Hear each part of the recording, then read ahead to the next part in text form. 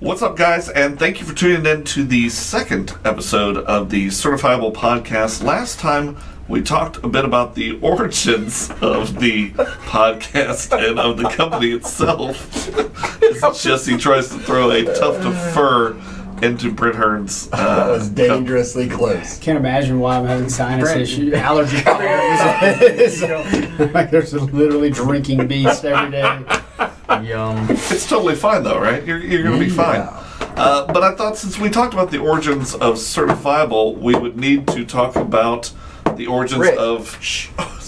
You know it's not going to fit in the cup holder, and you're still trying.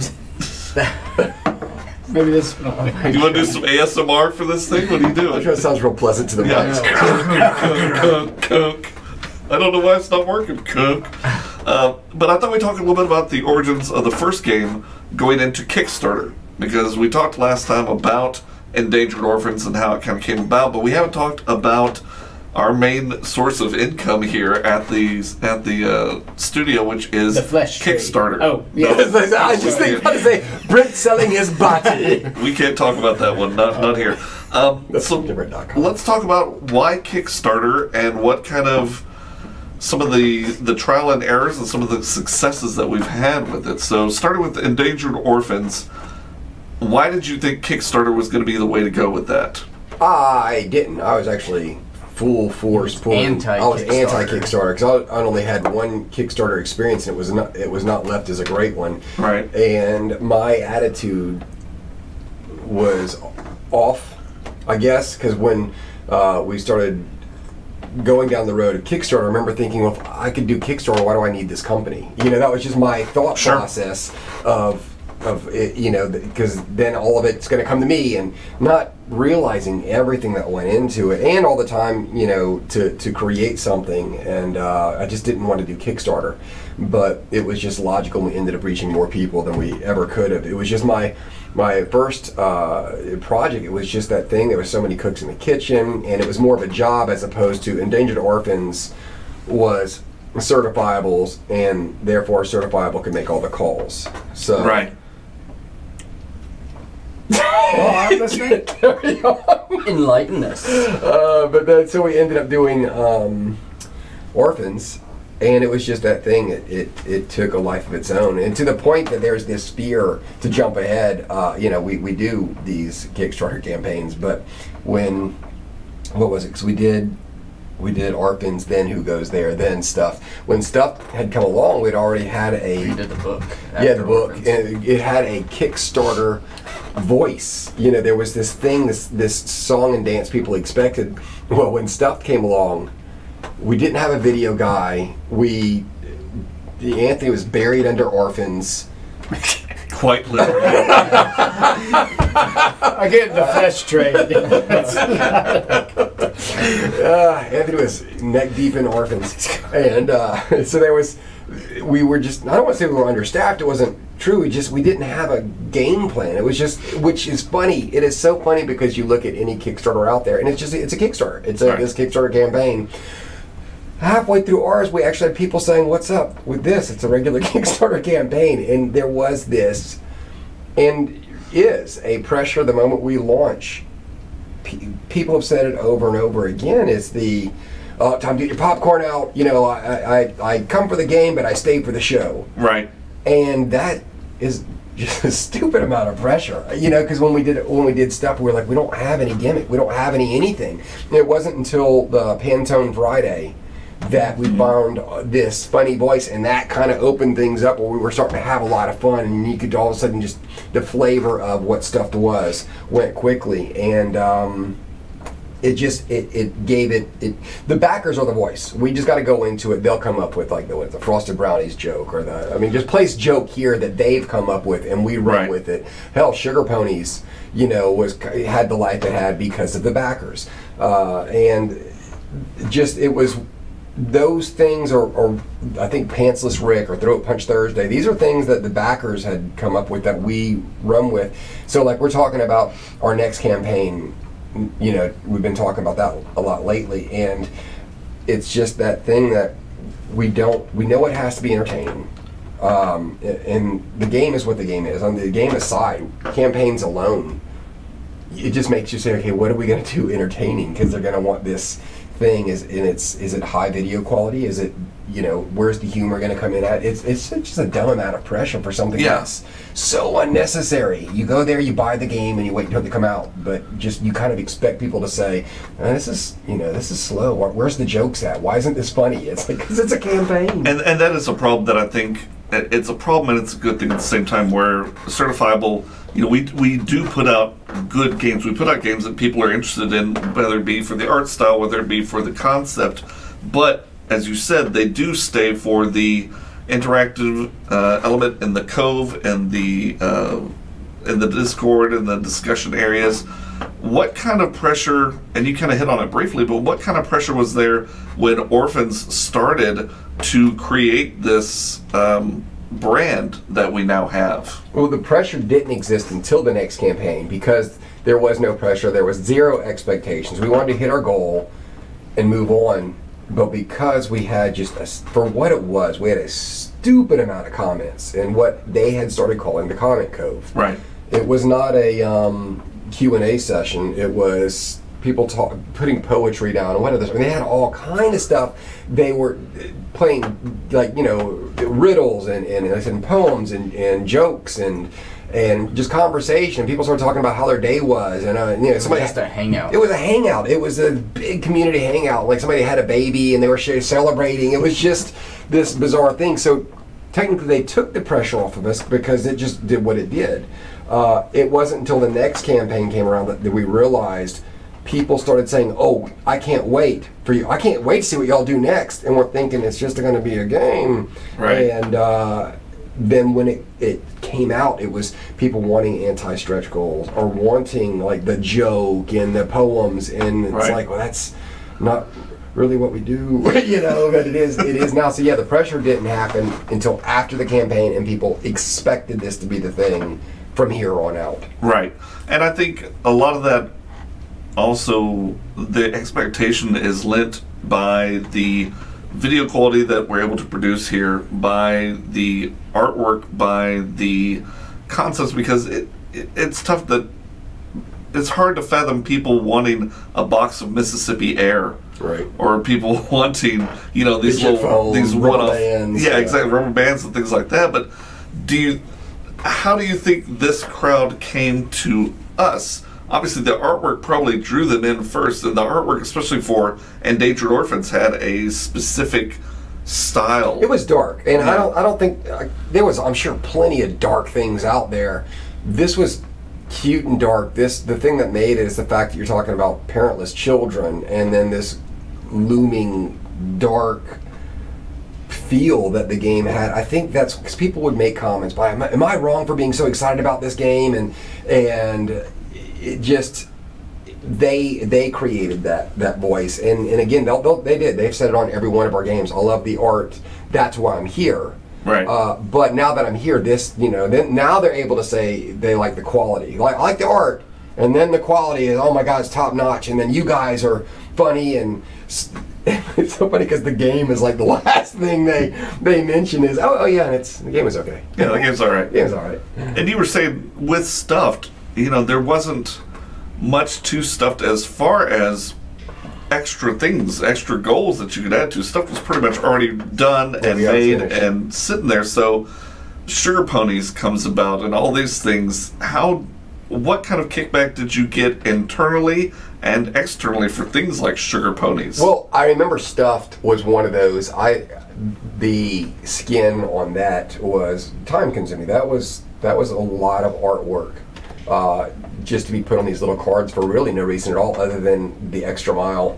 But it's funny because a couple of times, both times that I could think of, and I'm sure there's more than these two, by Dice Tower had made the comment on two different occasions. Once was the overproduced helicopter dice, which I don't understand. I guess I understand why they're saying it, by saying, God, it's just a D6, but why is it so fancy? This is the biggest case of overproduction I've ever seen. But I was thinking, well, we paid for that. That was, and if you're going to have a D6, why not have a nice one? Especially if you're just going to roll it once. And it just felt weird to say, from where I was, it felt weird to actually. I was taken aback, going, "Are you complaining because it's good quality? Like it's overly good quality?" Right. Does that seem weird for me? And then stuff came out, and the same thing. It was, man, this art is so beautiful. I wanted there to be more story to it. Okay. But there was a disappointment level of, God, this is so great, and all it is rolling dice. It's like, so maybe I should have made the art match. Yeah. Should I have done stickmen because now it matches rolling dice? It's a bit of a kind of a lose-lose, because if your game, let's say you have a game on a scale from 1 to 10, and we make a game that's a 5 or a 6, it's around average. We have to ask ourselves, okay, well, it's fun, but you know, it's just a good game. It's not a great game. Should we not put it out? Mm-hmm. Well, no, yeah, we should still put it out because we enjoy. A couple people like it. It's not a great thing, but there's games out there we've played that's but they're fun. Yeah. And so I'm like, okay, so yeah, so we can put out an average game. Okay, but how should we make it look? We could make it look really, really badass. No. The Right. game is just average, so we really shouldn't make it look better than it is. Yeah. It's a weird thing Calling because stuffed an average game. do what? Are you calling stuffed an average game? Well, Brandon's a little stuff bias. They're just saying it was fun, Okay, it was cute, okay. I just wanted- but it looked, okay. and I'm putting words now in their mouth, it looked better than what it was. Which makes you say, if I'm creating something, let me on a scale from 1 to 10 rate this game. Okay, it's a 6. Now let me go ahead and make the artwork a 6 too. Because Right. now, and it Right. just seems, this dice is not that important, so you know what, let me get a 1 through 6 pipped dice, and we'll just shove it in there, and because, you know, it's like R is saying, you know what, dice is a dice, but let's make an awesome one. Yeah. This card art is card art. The game is what it is, but they, you know, let's make it awesome. And Yeah. they were disappointed because I wanted more interaction with the story, and I was just thinking, yeah, but it's a dice game. Right. What Just more rolling did you dice. want? Yeah. What how did you want this story in any way, shape, or form mechanically to tie into the artwork? And it makes you, as an illustrator and or a game creator, it makes you say, maybe lessen the art, lessen the quality. Right. And it's, I don't understand it. And it's tough because you and Anthony are the primary artists, and Anthony much more so when it came to who goes there. But along that lines, you know, we start. What did you do? Yeah, but that's different because that artwork clearly went to the lowest bidder. Oh no! We heard that. Not at all. Wow. That's not at all what I was Somebody saying. made a comment. Well, this art clearly went to the lowest bidder. Did somebody do that? Somebody actually said Oh that, my and we were God. like, at that point, it's like, are you just trolling or are you just? I think that's trolling. An That's idiot. got to be trolling. Because that is some beautiful artwork. And that's where I was going with this. You know, we start with Endangered Orphans, which is What's mine? we start with Orphans, which is very dark, and there's you could say there's a simplicity to the artwork. But then, as we talked on the last episode, it went from just the cutouts to actually 3D rendered modeled figurines. Then we get to Stuffed, which is a dice roller, which a lot of the art is in the cards, and some could say it is rather fleeting with the way that you play it. But then we step up to the art book. Let's talk a little bit about the art book as a campaign itself. We got to, because it's out there. Okay. It's out there. All right, we're gonna. You want to do this? You want to play? Let's play. Yeah, we gotta play. We gotta play on this one. So, the art book, I think, has been a bit of a thorn in the paw of Certifiable, because In the paw of Jesse. In the paw. Let's call it what it is. because so much has been put out there, and unfortunately, there was also a caveat with it by one of the guys who used to work here, where, hey, this is where we're going next. You guys get to choose what the next game's going to be. Let's put it in your hands. When really the book was meant as kind of a filler between the campaigns. Well, to be even clearer, it wasn't even that. Okay. Here, we were going to CTN. We were going to CTN. We had these books made. Books were done. Well, at the time, it was him, because I wasn't even here. Sure, yet. you But he- were but he here. had I Yeah. had my books that I created, and Right. he created these, and it was a good opportunity to.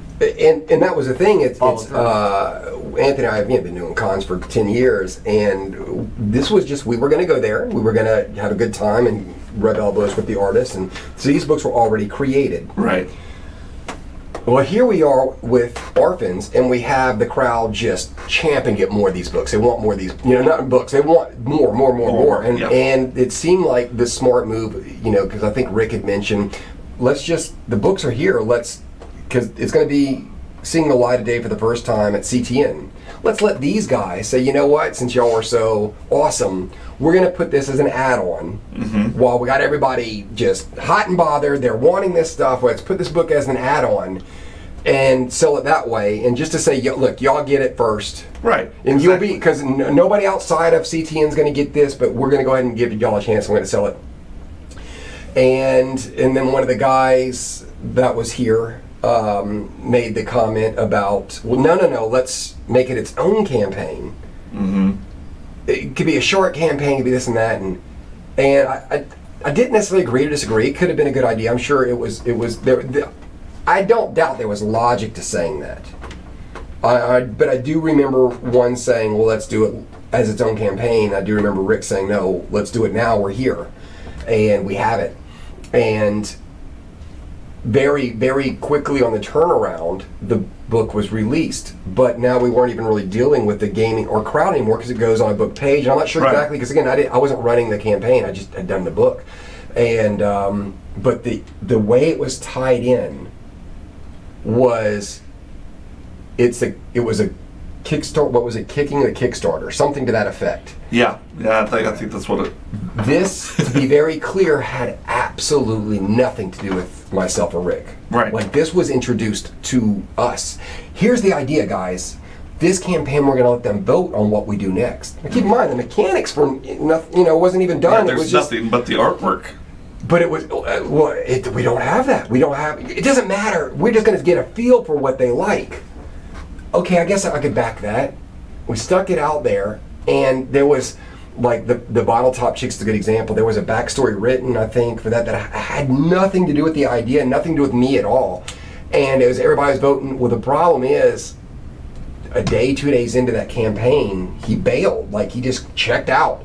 And me and Rick and I we didn't know where it was going. Well, now we don't know what are we picking one of these games, right, and where are these trailers coming from? But it felt, and it might have felt more extreme than it was, but it literally felt like hitting start, getting in the car and driving off and saying, I'll be back in 30 days, y'all run this. And it was very, kind of sent us into like a panic mode because we didn't know what the plan was. It was his plan, and that he took with him. And so now the little black cloud is, hey, are y'all going to do any of the games that we picked in your book? And it was like, maybe, but it wasn't ever about that. It was just, here's going back in time, I wish it would have been what it was, an add-on to say, look, guys, this is stuff I've worked on for gaming concepts that I've played around with that I would like to one day launch. Because Orphans was in there. Bottle Tops is in there. What else? American Sleeping as Astronauts. That was the other one, which is going to hopefully be a game. And so these things were in there. It was the art of gaming. It was all these games I wanted to do and had done, and going to put it out. And it was presented to the public as y'all are choosing, but the book was done, and now they're like, well, yeah, but what we vote for? And I'm like, I don't know. I have no idea why it was done that way. Yeah, I backed that book. I'm very angry about this. All of a sudden. Disaster. I didn't know the story, but no, I'm very upset. I backed it as well. I can understand, but the reason that I wanted to bring that up is because when we put it out there as a Kickstarter, that's kind of one of those ones that got away from you. That's one of those ones that you did not have distinct control over, and so I think to that extent it showed a different face of the beast. Yeah, and it was our first and only non-game. So that's the way we could kind of say, okay, that wasn't even a game, that was just a book. But again, going back in time, I wish it would have been said or labeled as, look, here's a book. Me and Ann's about to go do stuff because yours was on there. Here's some books we're going to sell at CTN. If y'all want one, go ahead and grab it now. You don't have to go to CTN. That would have been the cleanest, easiest, but it turned into these little mini videos, and I was going along and I didn't know what the end plan in the end game was. So. Yeah, and I don't think that it bit you so much as left some raw spots. Well, it annoyed me. Yeah, it just annoyed me.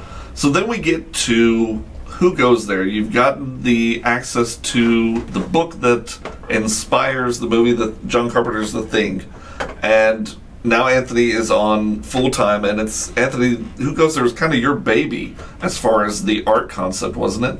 For the most part, I wouldn't say baby, but I did manage most of it just because other things were going on. And then once we were going in a certain direction for style, it just, you kind of got to stick with that. Right. And it was just easier for me to do. But yeah, it was. We were working on that one for. We started after Orphans, but it was kind of during-ish. Well, while we were working on Orphans. During, but it was like 6 months. Oh, I don't know where we got the number 6 months. It has to be accurate. We've been saying it for. Right. I just remember working on it in like winter of. I guess it would have been 2018 around Christmas, yeah. Or 18, yeah. And then we didn't finish or kickstart until like 6 months later. Because I was before. You were working on it before I left next door, and that was. February of 2017, because I was over here when there was stuff all over. Yeah, like remember because I helped you come up with the. The best place I had is you. Holy shit, he's right. Being worked on it was early phases. Anthony, there was some phone calls when they were still in Texas saying, "Here's the idea for this," and it was all built around these black cards, which we called black cards for a year, and they become vulnerable cards. But so here's how the system could work, and I didn't have everything figured out, but I remember talking to him on the phone and getting excited about it. Well, when they got here, Anthony and I sat at that table. Again, we might as well have rolled out our sleeping bags. It was from the time we got here, which was at that point, we were getting here fairly earlier than we do now, and then we were staying late, like averaging 10:30, 11 o'clock every night, Saturdays, Sundays. We, pushing.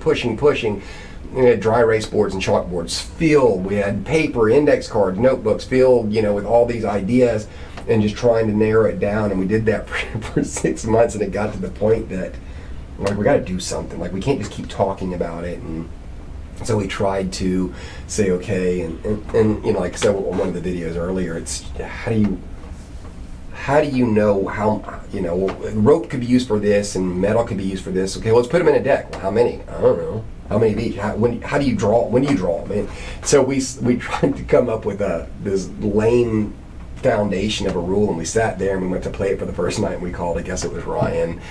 3 of us sat down. Okay, here's how we do it, and we played it, and it was, Corey, it was bad. Yeah. It was beyond broken. It wasn't fun. It kind of made you break into cold sweats because you could see this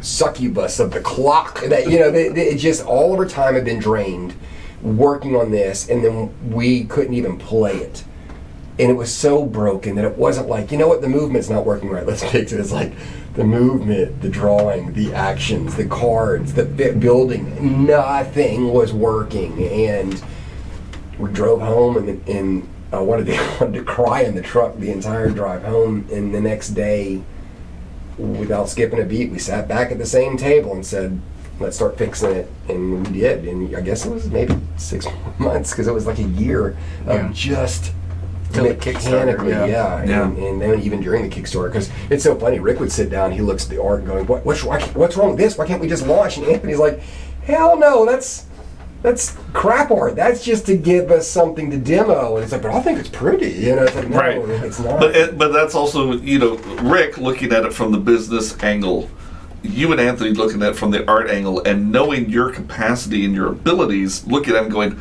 I can do so much better than that. It needs to be so much better than that. And he just looked at pretty art. He said, "This isn't. But what's wrong with it? It looks like flair. It's neat." It's like, but we know what it should look like up here, and because of that, now you go back and you look at that demo stuff. We have all the demo in a box, and you open the box up, you pull out like a flare or the dog food or whatever, and it's like, holy crap! It's just one is a screenshot from a movie, and one of them's a crayon drawing on an index card. It's there's no comparison. But I think also one of the interesting things about Who Goes There is you had a source material. You had a couple of different versions of it that you can go off of, but to go from a small card game to a dice game to now a game that takes up an entire table, all the elements that went into it. When you're launching into the Kickstarter, how much was already there and how much was like, okay, if we get this much money, we can make this better, or we can make this better, we can make this larger than what it is. Where did that come from? Well, I mean, we kind of had a basic idea of what our components would be. I mean, for the most part, it wasn't a big shift. It was, I mean, if anything, it would be, okay, we'll use thicker cards, we'll use thicker cardboard, but still we knew it was going to be cardboard, you know, certain things like that. So it wasn't it wasn't like all of a sudden we shifted into now we're going from plastic to metal coins or anything like that. So nothing that we were going to upgrade our components to was going to be such a big jump that we were going to be surprised. So we just had to find our ballpark figure and then just plan our stretch goals of, okay, what are we going to unlock? Right. Component wise. Yeah, that was tough. That's the hard part, because always trying to figure out what that starting point is, so that way we still have stuff to stretch to, but yet we still want to give them a good quality product from the start. Mm-hmm. But the problem is Kickstarter has this like thing that it's built upon itself. Like, everybody wants, you have to have stretch goals. Yeah, you have to. Yeah, you can't just say, here's our product, we're going to make this really cool product. Do you want it or not? It's like everybody expects. They got to feel like they're getting something special that no one else would in a retail environment. I don't know. I know I'm speaking unintelligently. Like Exploding Kittens, I don't know if they had stretch goals. I know if you have a big fan base, it doesn't matter, because they love it for it, and we don't. We have a loyal fan base, but it's not one of these hundreds of thousands of people, and that is the problem. Like I said, it's an issue, because we're talking about doing a campaign now, and we simply don't know what a stretch goal could be for it, because what we're not doing is we're not pulling the wool over their eyes, saying, because when I think we started saying that when Who Goes There came out, or at some point, you start saying, okay, we're going to give you this kind of paper, but if we're going to stretch to this double linen plastic, infused. It's like, but now we're like, they know our quality is going to be good. Yeah. So we're starting with the double linen plastic infused, polyurethane. It's just this, our starting quality is going to be the best it's going to be, and we're going to reflect our price on that. So then it's saying, well, where do you go from there? Well, I guess double-sided boards. It's like put maybe some plastic instead of cardboard. But then you get into the realm of the helicopter die. Mm-hmm. You know what? That's exactly right. Because now, why don't you say, why isn't whoever could say a helicopter die is overproduced? Why don't you look at a plastic token and stuffed and going, well, it's overproduced. It could be cardboard. Mm-hmm. But then it wouldn't be as nice, I guess. Right. And they all serve the same purpose. It's a marker, it's a counter, it's a dice, it's a whatever, but make it nice. So, and that is some of our big issues. We're talking about doing, again, our very next Kickstarter. We just, other than a double-sided board. What could that's why we did D6 the way we did. Some people were whiny about it, and those were the new people. You could straight out tell our backers were the guys and girls saying, because somebody come out and they'd be whiny. I mean, the cards are all right, but I want a real stretch goal. Maybe add a new variant or add this, and they start throwing these things that they want, and then you'd have a backer coming out going, the game is where it needs to be. A, we don't want them to screw it up. Right. And B, they're giving us something. Stop whining. And so you have the loyals that will keep the people that come in you and whine, they'll keep them in check, which is fantastic. But because that, you want to also reward these people who are being so fantastic, saying, but they were really, really, for the most part, everybody was really cool at D6. We had nothing to offer them. We had started off with, I don't remember, just say 30 heroes, which do nothing. It's completely aesthetic. It's cosmetic, yeah. Instead of drawing your own character in D&D, we're going to draw yours for you and you choose. Well, here comes the stretch goal. What do we give them?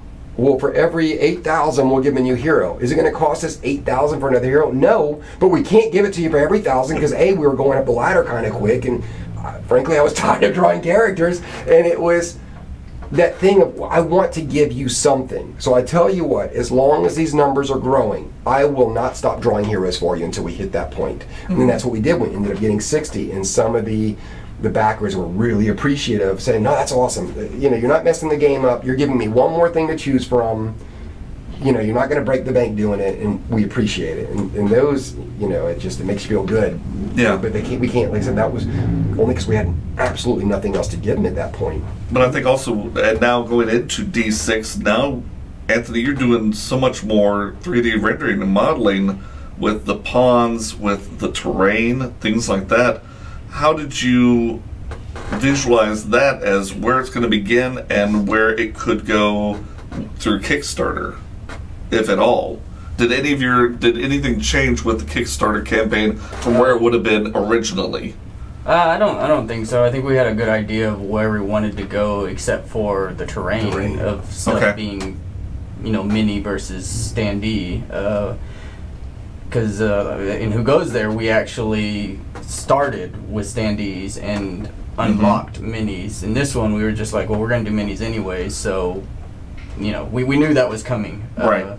And just unlocking certain things like the skill markers and the, what else did we do?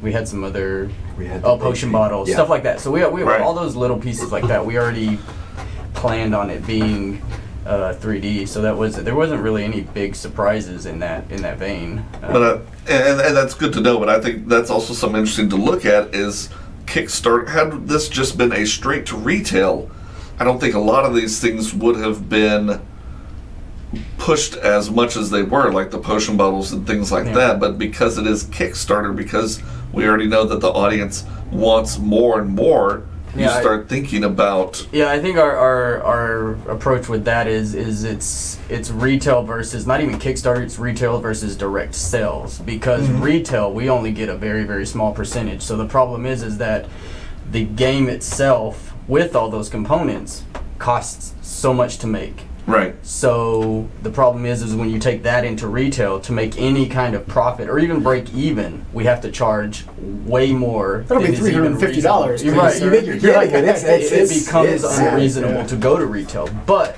when doing direct sales, we get all the profit after production. So that makes more sense. We can offer a higher quality product because what we're technically doing is just cutting into our profits more by saying, well, we're going to sell it for 60, but we're only going to make X amount. But if we went to retail, we'd have to sell it for 120, and we'd still theoretically make even less than what we would if we went to direct sales and charged you less. Right. But the problem is without retail, we don't reach a wide audience. So luckily Kickstarter helps a little with that. But if we just decided to say, hey, let's go to China, let's make D6, and then let's start selling it on our website. And think about your overseas sales. We would get a fraction of a fraction of a fraction of the sales we got from Kickstarter, because it's like going door to door. And you're only going to hit the people in your neighborhood unless you decide to fund your own trips and go to cons, but then it's only as far as you can reach. Then your money is going to the next con, hotels and flights and food. And it's, he said, made the comment, made me think, that terrain, that was not a goal we hit. We knew, which is weird, because Anthony, I almost want to ask, we did terrain, and we got the environment. We got 5 environment types, and being there's 4 terrain and then 4 of the same repeated dungeon. And that was something that was going to be a higher goal. We didn't hit it. And like we always do, we make games that we want to play. I really wanted terrain. I wanted to be able to, put the forest and the castles out and all that. And so I wanted to do that for me, and then I knew the backers would really enjoy that. We didn't hit that goal, so that was going to come out of our pocket, which layman's look at that and say, yeah, but you made so much. But then you look at a game, which is my question here, you look at a game like, is it Zombicide or all these games, you're like, wait a minute, that game's $7 and yours is $43, and they come with 10,000 unique minis and yours only comes with 1. Right. It's like, well, I don't know, but it's expensive as shit for us. So it's like, why is that from mass production that they can pull that off? I think there's a certain amount of variables that go into that. It's the minis. We were doing different colors, which means unless specifically set up and very, very unique situation happens, you're molding one of each color that is going to be cast, because they're not injecting multiple colors into this machine. So then they have to reset the machine to do a different color. We got different setup with orphans that we got lucky with, where they routed different plastics, all that stuff. But typically it's only one color. So what happens is in most of these minis games, they're cast in gray plastic and people paint them. So you're getting multiple minis set on a one mold plate, so that way they're just injecting the same color into all these and also not having to switch out, you know, plastic different colors. So I think that saves a lot on the mold cost, which is why, you know, you see a game with like 40 minis and you're like, how do they afford to sell this to us for $50? Well, part of it is that it doesn't cost as much with molds, but we had to pay for each mold individually because it's all different colors. Right. And other than that, a lot of it is also, I think, their quantities. Like most of these campaigns that do really well have 10 to 30,000 backers, you know, so you're getting far larger order quantities, which means D6 that costs us, you know, just for conversation purposes, $20 to make. You now make 20,000 copies of that, it's probably going to go down to more about like $13, maybe $15. And they're getting all the stores too for retail. Right. So that, and that's also the problem with stretch goals, which is they've evolved into something where you start adding more content, but the true stretch goal is literally saying, hey, here's a game, I can afford to set this goal for, if I make this game as it is with cardboard and paper and all this and that, I need $10,000 to make this. The more people that order this game gets your production costs down and down and down and down, which means, you know what, for $10,000 now I can afford to go to a thicker cardboard, a thicker cardstock, you know, and it's still going to average the same amount of money for the same amount of units. Right. That's the stretch goal. Problem is it's evolved to people just want more. They don't understand what a stretch goal is, and it creates this problem. Now we have to create more content, which is actually costing more money. Dude, and that was one of the big issues we got, and which was one of the things, just because I was close to it, annoyed me. People, when they referred to Who Goes There, I can't believe I'm paying, what was the price on that on $100 for a card game? The Deluxe, Yeah. And we're like, are you serious? Right. Because there was another game that came out that was literally just a card game. It was an expansion to a... And had less cards deck builder. than ours did.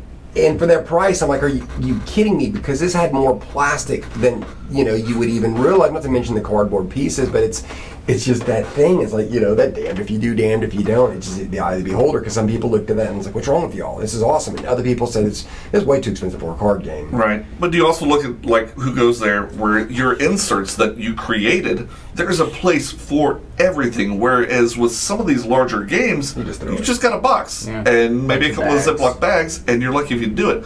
But it's, as you said, because so many people ordered it, because of the way that the Kickstarter went, you were able to create these inserts that were able to be stackable, were able to fit everything in order, and then you even on the box printed out exactly where everything goes. It's those little nuances that we include that really, I think, help out and endear us to the Kickstarter community. How did we get the deal going with Kraken Dice? It's exactly what you said, and goes into this. You know, it's once again, we're making the games that we want to play. Right. We want to package them this way. I want a nice insert. I want plastic terrain pieces. I want to see how to put the box back together. And Kraken, we have just a stupid amount of RPG dice, and I would say 60 to 70% of them are Krakens. I'm just a fan. And do I think they look really different or roll different than Chessex or Game Science? No, I don't. But I like them. And that was just a matter of reaching out to them, thinking there's no way we could do anything. And Kraken, you know, ended up getting on the phone with us and saying, this is great. And then they suggested, not only, because we just wanted to say Kraken, it would cost us more just to be able to say it. I didn't care. I wanted that. But they turned around and said, I'll tell you what if we make D6 unique colors that cannot be sold outside of the game? I was like, holy crap, yeah, it's awesome. So, you know, it's that thing where you're able to kind of plan ahead and say, this is really neat. This started off saying, I just want some, you know, each game comes with Kraken dice, but now I'm able to say, no, each game comes with these unique, only buy them here, you know, colors, where it's, I think, brown and clear swirl, and then the other one is like a turquoise and clear swirl. And I was thinking, as I was saying that, you know, we'd even planned ahead when stuff had come out if you look at your stuffed coins, there's the heart on one side and the +1 on the other side. Well, the coin is the coin. It's just a currency. 2 coins buys this, 3 coins buys that. That was planned ahead. We knew by time we went from cardboard to plastic on stuffed, we had the mold. And we knew D6 was on the rise. So those symbols on that were set for D6, which hadn't even been completely created yet. Right. And it let us start with plastic to cut our price and their price down. We didn't do the thing on there where we go, you know what, we're going to do paper here and plastic. No. Because y'all funded our last game, we're going to change that same thing with a different color. And now your HP and your monster buffs are now going to be those stuff coins in red. And that kind of thrilled me. It was like first and one of the only times we got to say, hey, we planned ahead. It worked out perfect. But also talking about playing ahead with D6, when you are going from 30 characters to 60 characters and having to draw all these new ones, it's not just the artwork, there's also a story that goes along with it. And that's where Hearn comes in, where Hearn, this is where you kind of jumped in with your employment with Certifiable, is with the D6 campaign. So when they initially tell you, okay, we got 30 characters, but we're looking to do more, what was going through your head as far as the writer of pretty much every word in this thing? Well, to start with, I didn't even know about those at first. It was we waited. We have a book, and then we're going to have 100 little stories. Oh, okay. It won't take long. I can do that in a week or two. I'd add these stories. Oh, and can you do the rules? It just kept growing. But the character stories were a lot. Actually, there were parts of every aspect except for the rule book that are fun. The rule book is something you need. You got to have it. Everything else has been fun. That doesn't make it fun. But yeah, the character stories were. Well, it was true for. I'm trying to think what it was more true for the characters than the events, but it was a little bit true for both. Where some were mine, like some were just like this came from. Okay, this is something I'd like to write. A few of them were drawn from work that had been done before I had gotten here, and then some were Jesse's that I wrote out, and some were both of ours. Like here's kind of an idea, and I would run with it, go back, check with him. Well, you'd come into the office and you'd say, here's what I got. And then where you are when you're a creator, I'm sure most people that are listening, you start talking to your buddy and then they start throwing, oh my God, what if you did so-and-so? And all of a sudden Brent would get 2 or 3 ideas for different characters out of this one thing that we were laughing over, and he was just able to run with it. We did some with the events. We did a lot with the characters. Like there were some of the characters where Jesse had kind of something in mind he wanted. He knew... maybe he knew one specific thing about the character. Maybe he had kind of a general idea. Then there were ones that he didn't necessarily. I don't know, and so I would do it for him, check with him. And there were a lot where it was like, what if we did this and then this? Hey, and Randy. For those of you who follow the campaign, Randy was a lot of fun. But yeah, there were some, and then there were some that just it kind of organically grew to where. Because these things were happening concurrently. It wasn't like I worked on the book, then I worked on the characters. It was kind of all intermeshed, but it was like there's a few short fiction pieces in there, like the Luna. And the girl. And so she ends up in one of the events. And then, so there's some interesting crossover to where one informed the other. Now, Randy... He's in some of the stories. Because I remember he became a character, but he wasn't at first. Right. He was. It was literally like it was one of the, it was in the event because it was like you thought, but Randy. Last time you checked, Randy wasn't missing half his face. Yeah, because it was also you can't trust Randy. Yeah, and then he turned into this thing, and for everybody to know these heroes. I'm going to say they don't have names, but I guess technically the moment you wrote this story, they didn't have names at first until Brent came along, and we would name them. They were just a warrior or whatever, but he named. Well, sometimes it is still just general, kind of general. Well, like the warrior princess, or but then some of them do have specific names. Sasha has a name. And Randy was that like we didn't know. I didn't know who Randy was when I said that. Like there was no connection then to what Jesse had drawn as literally part of the story, but then I saw the picture of the really goofy guy. I was like, that's Randy. He's playing a little flute. He's this big old boy. He's like, there's Randy. But yeah, so it kind of all was this creative gumbo. We just talked 5 minutes about a guy that doesn't even. But that's interesting because you start with when you come in, having worked for Mad Genius before this, doing PR, doing marketing type copywriting, and then to come over here and be able to use a lot more of your style, your voice into these, what was supposed to be this big is now so much bigger. How much have you thanked that the Kickstarter's made it this big, and how much are you cursing Kickstarter that's making this big? Well, I mean, it's really cool overall. One, just backing up a little bit, we were talking about the backers who long time like loyal backers. It's easy to please them because they know what to expect, and it's like that's a problem that's eventually going to take care of itself because 15 years from now, their kids will be buying the games. So 30 years from now, it'll be 3 generations, and we'll all be dead. That's right. We'll be out of business. That's right. Wait. Oh. You mean their grandparents will be talking about checks LinkedIn updates on LinkedIn this afternoon?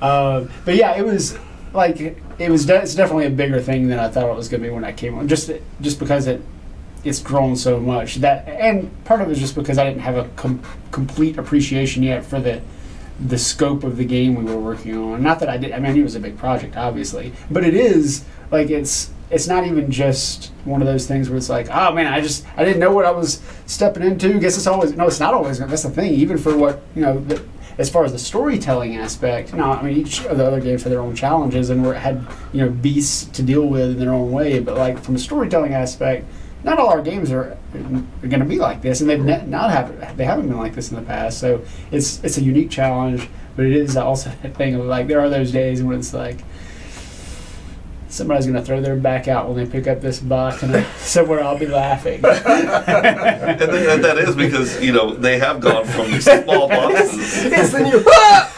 It's going to be me. That's what's going to happen.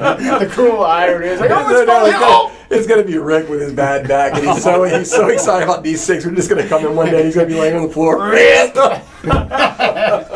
Coffee, you and I were talking about the other day where, it started small with Endangered Orphans, small package. It gets, every single game is getting larger and larger to now D6. The Deluxe Edition is going to be, what, like 14 pounds? No, yeah, it's going to be, well, hopefully not that heavy. Our box will weigh more than a baby. Yeah, our box will be massive, but I don't think we'll be at 14. Hopefully, we'll be in the 7 to 8 range, maybe 9. But they're getting larger and larger, so is that something that you guys are keenly... Our next one's going to be tiny. Right. Is that something that you're keenly aware of when you're making these? Like, okay, we've gone to this extreme. I just see the Ark of the Covenant warehouse. That's our next... And it's just for one game. So it's 4 people carrying it on there. Don't look at it! Is that something that worries you guys, where you've gone to this extreme with D6? If you are to scale it back for the next one, are you worried that there's going to be a group of backers who just aren't going to be involved in it because it's not this grandiose thing? He's Indiana Jones when they're opening the box. Don't look at it! Don't look very It's so big! So many components! Okay, get it out of your system. I was trying! Oh... But if you do scale it back, are you worried that there's going to be a group of people who are just not going to be on board with it? Well, that's always a problem that we have to worry about with Kickstarters now, is we raise the bar every time, constantly. At some point, we start designing new concepts, and we're like, it seems too simple. Can we even kickstart that? It's just cards and one die. Theoretically, it's like you kind of. We've had that exact conversation. Yeah, we have that situation that we create this internal problem. Now it's like, well, our last one was this big. Can we even go to a Kickstarter with this? It's only going to cost $20. It creates a kind of like a... It's a stigma. Yeah, it's like a stigma that we were worried about. And it actually, we have to be conscious not to let it affect the design process and say, you know what, we want to come out with a simple game, that's fine. We'll move on to the next one right after it. Are we allowed to? But it's that thing where you have a fan base that, quite frankly, expects certain things. So now you come out with something out of left field, they honestly might not be interested in it. And that's just the way it goes. It's too simple. Right, you get a bunch of minis playing fans that like minis games, and they like to paint them and do this and that, and all of a sudden you release a card game that has no minis, they're not going to be interested. That's just business. That's the way it goes. So we have that, what you said. We had it's a card, now it's dice, now it's a social deduction, and now it's an RPG. What's next? It's like, can we go back to a card? Are we allowed to do that? Is that legal? You know, and because when we were talking about, we worked on Cat 22, which was a family game. Let's Uno meets Phase 10. I was so worried that are we allowed to do that? Because our last game, you realize the rule book was the size of, Harry Potter. It's like, are we allowed to do this? Because, how do you play? Well, you just flip this over and then the next person does so-and-so. It's like, well, you can't, that's not a game. You can't do that. Where do you put the minis? And there is a legit fear. Sure.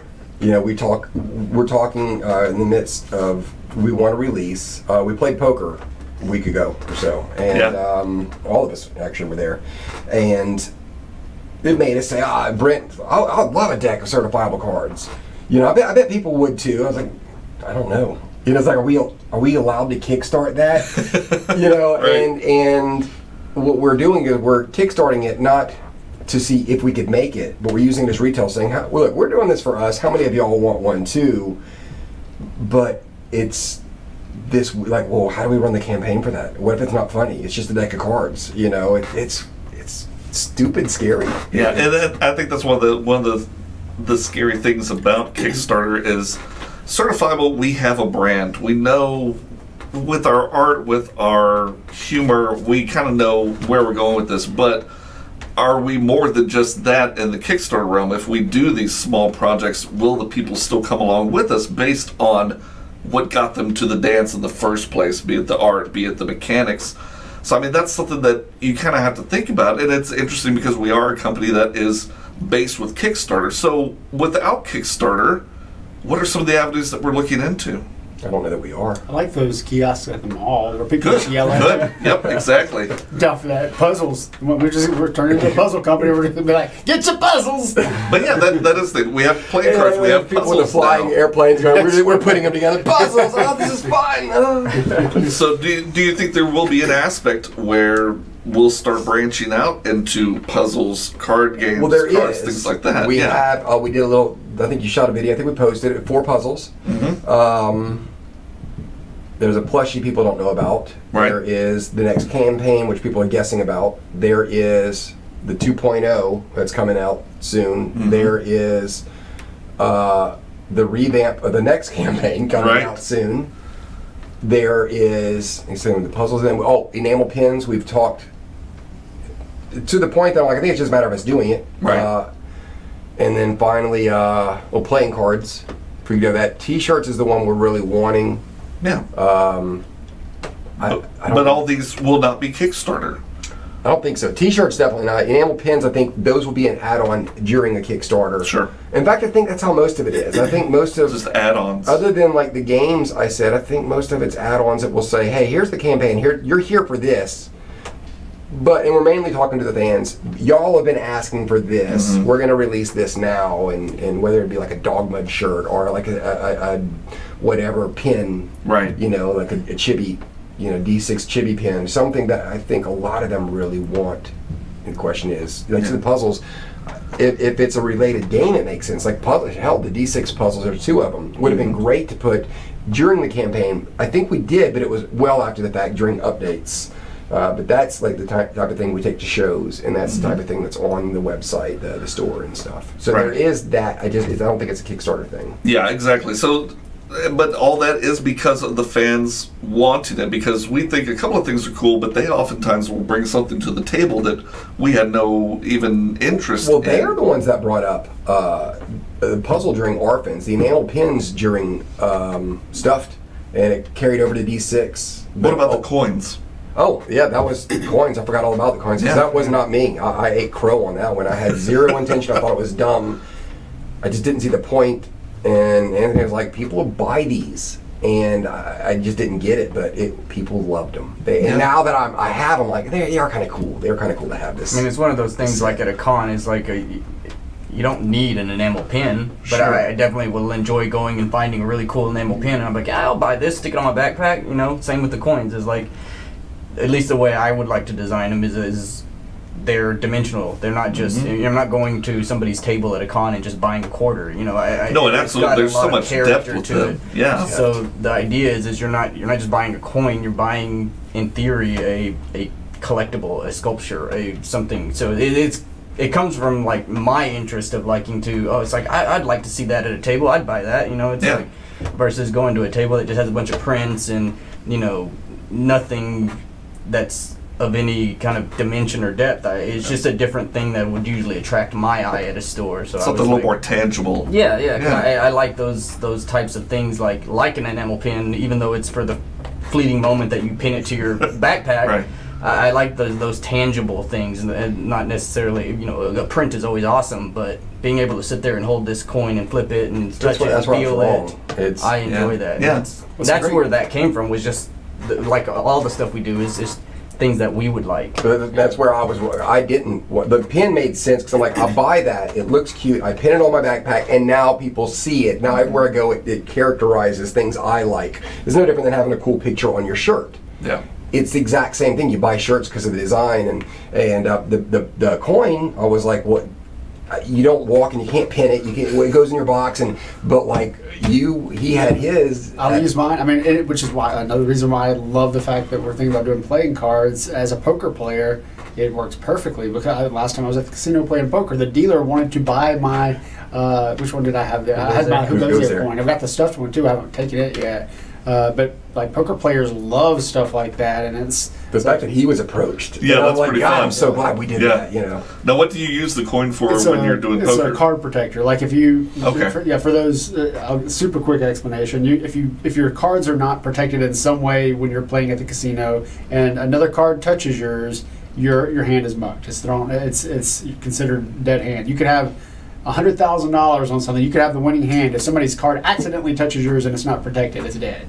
So it's a small investment. Now, some people just use a chip or whatever, but it's just that cool thing where people notice other people's card protectors. Hey man, where'd you get that?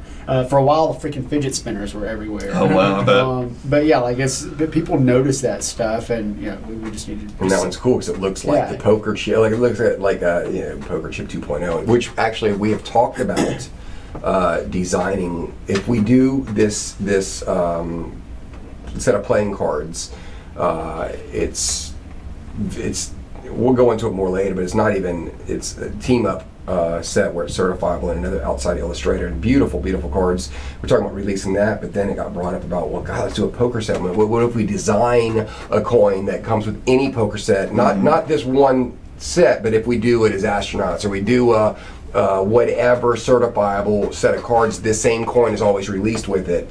And then what if we did poker chips, like the nice clay with the dog from the dog mud? Dog mud, yeah. And you'd have the brown and the reds, and that'd be pretty cool. And I'm not even a big poker player, but I think that would be really cool. Yeah, absolutely. Dog mud branded breathalyzer for after you leave the game. It barks if you're okay to drive. Right. Whines if you're not. Yeah, exactly. So, I mean, folks, we just wanted to come on here and talk a little bit about, you heard the history of Certifiable.